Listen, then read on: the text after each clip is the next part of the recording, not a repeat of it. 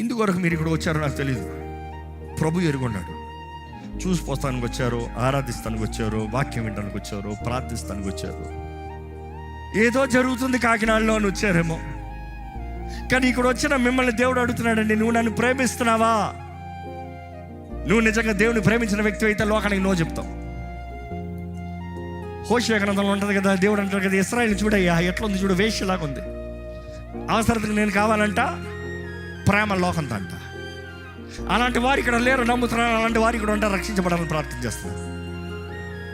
ఈరోజు మనల్ని వెతికి రక్షించిన ప్రేమ, నీ కొరకు ప్రాణం పెట్టిన ప్రేమ నిన్ను మార్చాలని, నిన్ను బాగు చేయాలని, నిన్ను సరిదిద్ది, నిన్ను నూతనపరిచి, నిన్ను ఘనంగా నిలబెట్టాలని ఆశపడుతున్నాడు. పేతురుతో దేవుడు అంటాడు, you will be my lead.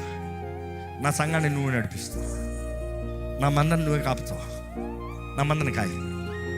Take care of my sheep, take care of my sheep. ఈరోజు క్రీస్తు చేతుల్లోకి మిమ్మల్ని మీరు సమర్పించుకుంటే మీ జీవితంలో ఎటువంటి బాధ, గాయములు, మనుషులు చేసిన గాయాలు, గతంలో జరిగిన గాయాలు ఏదైనా అవ్వచ్చు, కానీ మాట ఇచ్చి నెరవేర్చే దేవుడు అండి. ఆయన నీ జీవితంలో మేలైన తలంపులే కలిగి ఉన్నాడు, కానీ కీడైన తలంపులు కాదు. దేవుడు అంటే నిన్ను వర్ధిలింపజేయాలని నేను ఆశపడుతున్నాను, నిన్ను నాశనం చేస్తానికి కాదు. ఏ ఒక్కరు నశించడానికి ఇష్టం లేదు. ప్రతి ఒక్కరు వర్ధిల్లాలని, క్రీస్తు సాక్షులుగా జీవించాలని దేవుడు ఆశపడుతున్నాడు.